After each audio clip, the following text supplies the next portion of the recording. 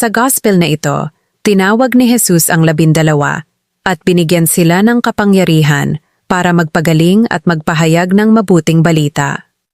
Pinapakita nito na kapag tinawag tayo ng Diyos, siya rin ang nagbibigay ng lahat ng kakailanganin natin.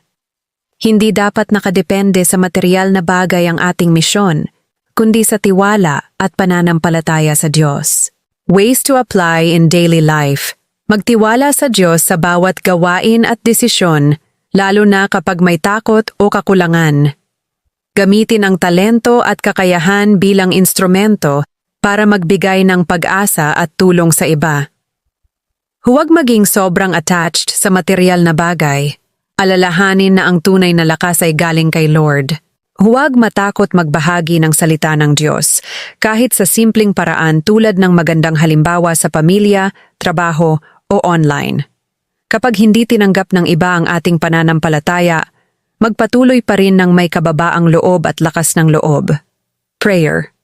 Lord, salamat po sa pagtawag mo sa akin na maging bahagi ng iyong misyon. Palakasin mo ang aking pananampalataya upang ipahayag ang iyong salita at magbigay ng pag-asa sa iba. Tulungan mo akong magtiwala sa iyo higit sa lahat ng bagay. Amen.